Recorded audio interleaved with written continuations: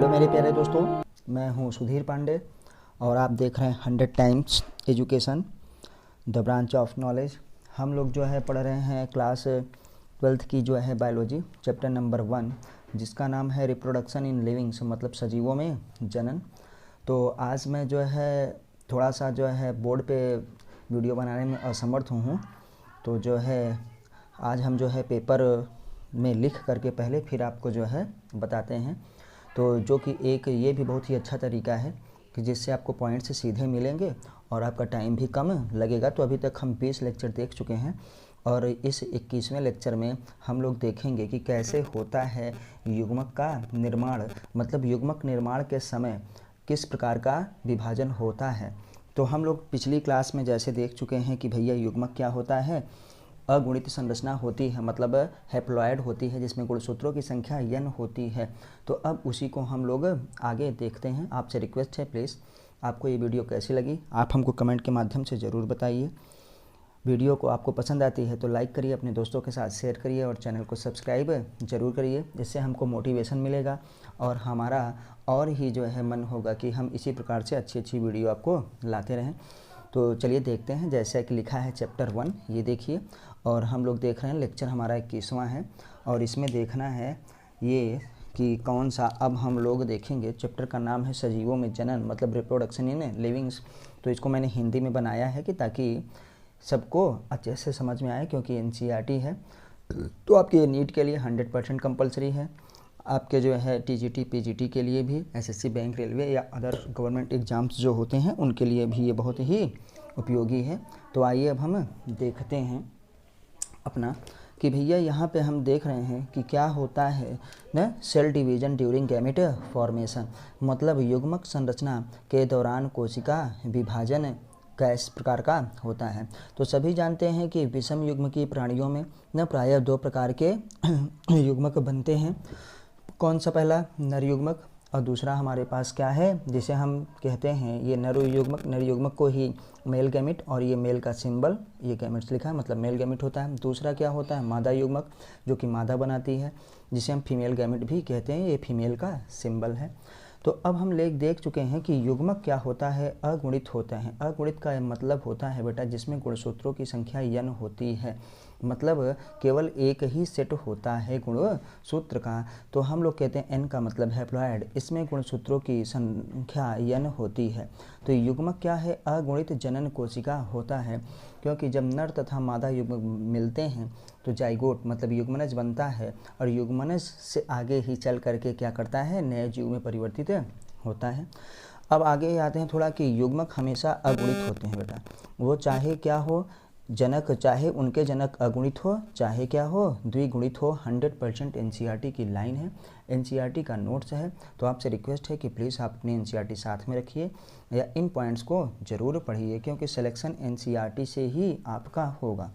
आते हैं कि बेटा युग्मक हमेशा क्या है, अगुणित होते हैं, चाहे उनके जनक अगुणित हो चाहे उनके जनक क्या हो, द्विगुणित हो। द्विगुणित का मतलब अगुणित का मतलब n और द्विगुणित का मतलब क्या है, 2n। तो चाहे 2n वाले हों चाहे n वाले हों, हमेशा जो है युग्मक n ही होगा।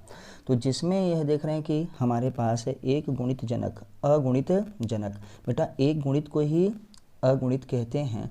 एक गुणित का मतलब केवल n, अर्थात हैप्लॉयड पेरेंट्स होते हैं, तो उनमें युग्मक कैसा होगा, समसूत्री विभाजन के द्वारा होगा। ये आप देख रहे हैं समसूत्री विभाजन का मतलब होता है माइटोटिक डिवीजन के द्वारा, जिसमें माइटोसिस होगा। माइटोसिस मतलब समसूत्री, जिसमें गुणसूत्रों की संख्या समान होगी। कोशिका तो विभाजित होगी लेकिन उसमें गुणसूत्रों की संख्या कम नहीं होगी, के द्वारा युग्मक उत्पन्न करते हैं। तो जिनकी बॉडी जो है हैप्लॉयड होती है उनमें युग्मक जो है माइटोसिस के द्वारा होता है, मतलब समसूत्री विभाजन के द्वारा होता है।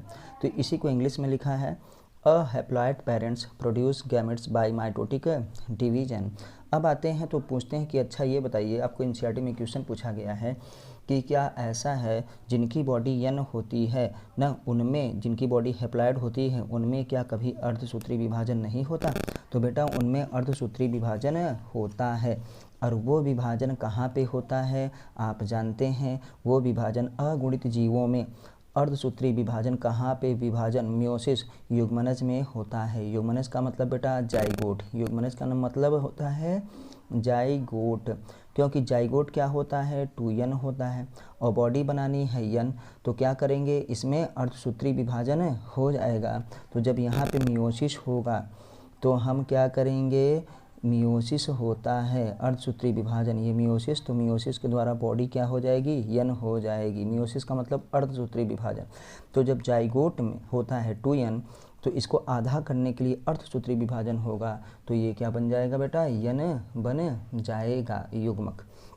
तो यहीं पे देखिए एक एग्जाम्पल मिला है किसका हमको, क्लैडोफोरा का। मैंने ये बनाया है कि क्लैडोफोरा का युग्मनज है, मतलब यहाँ से यहाँ पहले ये क्या थे, 2 गैमेट थे, एक मेल एक फीमेल ना, जिसमें आइसोगैमेट्स होते हैं। ये जब मिलते हैं दोनों तो ये युग्मनज बनता है। युग्मनज में देखिए 2n हुआ, एक n ये एक n ये, और जब ये 2n बना था लेकिन हमारे पास जो क्लैडोफोरा है वो एल्गी है बेटा, तो एल्गी की बॉडी जो होती है n होती है, किसकी, क्लैडोफोरा की। फ्यूकस की तो 2n होती है, तो n है, ये 2 है, ये n है, तो क्या होगा मियोसिस करके अर्धसूत्री विभाजन के द्वारा ये क्या हो जाएगा 2n से n हो जाएगा।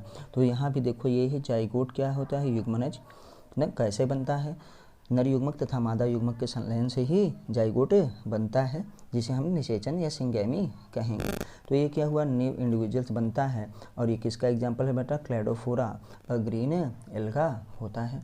तो आपको ये समझ में आ गया होगा। अब हम थोड़ा सा और आगे बढ़ते हैं और आगे वाला भी देखते हैं। तो इसी चीज़ को अब हैप्लॉइड प्लांट बॉडी कौन सी होती है, इसी का हम लोग एग्जाम्पल देखेंगे।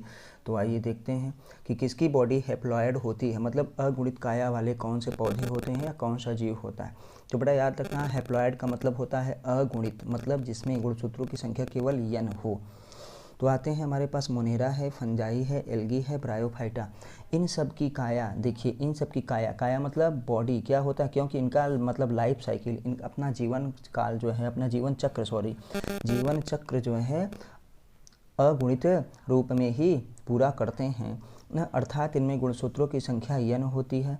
तो इनको अगुणित युग्मक भी बनाना है। जब अगुणित युग्मक भी बनाना खुद है n और युग्मक भी बनाना है n, तो क्या करेंगे, इसलिए इनमें समसूत्री विभाजन होता है ना, जिनके द्वारा यह अगुणित युग्मक का निर्माण करते हैं। बेटा ये इससे ज़्यादा क्लियर होगा, ये है पेरेंट्स, इनकी बॉडी खुद है n और इनको युग्मक भी करना है n न, तो क्या करेंगे, माइटोसिस मतलब समसूत्री विभाजन के द्वारा ही करेंगे। अगर इसमें अर्धसूत्री विभाजन हो गया तो ये हाफ हो जाएगा, हाफ हो नहीं सकता, n है 2n से n हो सकता है, n से हाफ नहीं हो सकता, क्योंकि गैमेट बनाना है और गैमेट n होता है, पेरेंट्स भी n और गैमेट भी बनाना है n, तो क्या करेंगे, समसूत्री विभाजन करेंगे। ये है माइटोसिस को ही समसूत्री विभाजन कहते हैं। तो ये एग्जाम्पल जरूर याद रखिएगा आप कि मोनेरा के मेंबर, फंजाई के ना, एल्गी वाले, और हमारे पास ब्रायोफाइटा। तो एल्गी में कुछ एल्गी और फंजाई में भी कुछ एल्गी, ये क्या होती हैं, इनकी बॉडी क्या होती है या इनका लाइफ साइकिल जो है n होता है। तो युग्मकोद्भिद मतलब n वाले बनाते हैं।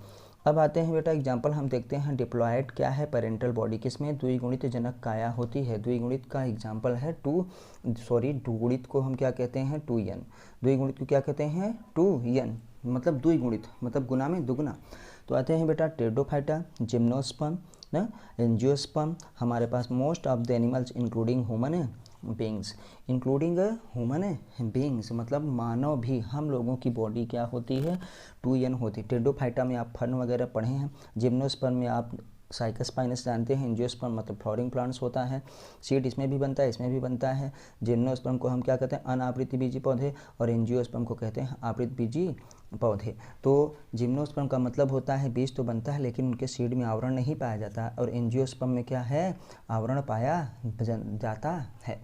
अब आते हैं, इन सब की बॉडी क्या है 2n द्विगुणित होती है न, इनको हम क्या है अगुणित n का निर्माण, युग्मक का निर्माण, अगुणित मतलब n युग्मक का निर्माण करना होता है, इसलिए न इनमें युग्मनज के दौरान क्या अर्धसूत्री विभाजन होता है न, अर्धसूत्री विभाजन को बेटा मियोसिस कहते हैं।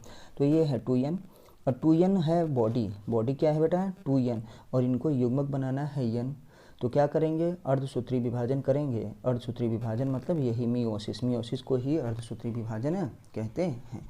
तो आपको ये भली भांति समझ में आया होगा। आइए फिर आगे थोड़ा सा देखते हैं कि अर्धसूत्री विभाजन के द्वारा युग्मकों में गुणसूत्रों की संख्या क्या है, आधी हो जाती है। इसीलिए ये 2n था और ये n होगा। हमेशा याद रखिएगा, युग्मक अगुणित जनन कोशिका होती है। तो मैं हूँ सुधीर पांडे और आप देख रहे हैं 100 times education by Sudhir Pandey. आपको ये वीडियो कैसी लगी आप हमको कमेंट के माध्यम से ज़रूर बताइए और प्लीज़ चैनल को सब्सक्राइब जरूर करिए, वीडियो को लाइक करिए, अपने दोस्तों के साथ शेयर ज़रूर करिए। फिर मिलते हैं हम अगले वीडियो में, तब तक नमस्ते, जय हिंद, जय भारत।